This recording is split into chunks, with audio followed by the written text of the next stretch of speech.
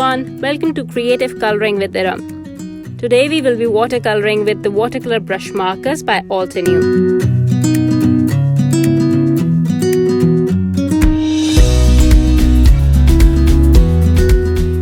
I'm using the leaf cluster stamp set today, and I love this gorgeous set. It has some beautiful stamps, very gorgeous leaves. And I'll start by applying a water reactive ink onto my stamp. In this case, it's the shaded lilac distress ink. I'll be using shades of blue to color today, so this will work perfectly as it matches one of the lighter blues that I'll be using. That is the Persian blue watercolor. Once I've stamped the branch or the leafy cluster, I'll use a water brush and go over a portion of the inked area.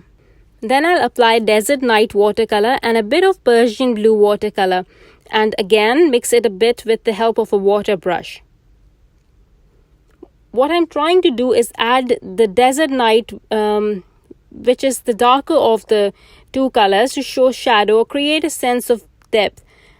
Actually, when I started, this wasn't the plan. I was just randomly adding both the colors, but as I moved further down the branch, I started to add darker color where I wanted to show depth. It will look good anyway. Just do what makes you happier and seem to be less complicated. You can always add detail to this when you have had practice or are sure about taking the next step. You can even add veins and midrib. I think that will look very cool. Maybe I'll do that sometime in the future. Leaving you with some music, I'll be right back.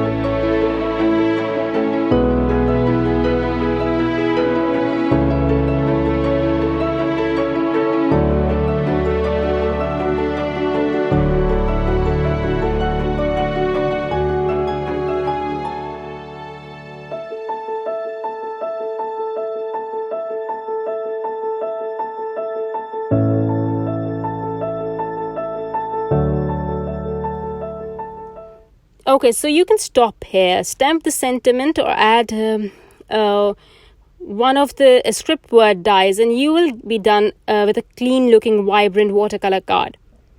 Or you can take your spray bottle and generously spray water on this panel to create a ghostly effect, much like loose watercoloring.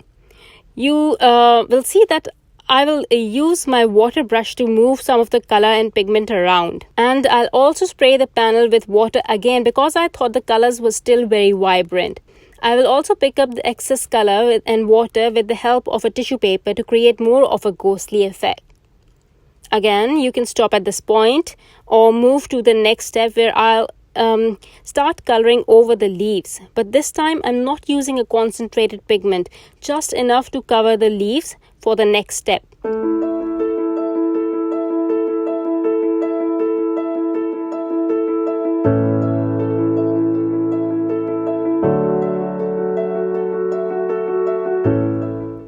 I will also use the leftover diluted watercolor to add splatters on the panel of both Desert Night and Persian Blue watercolors.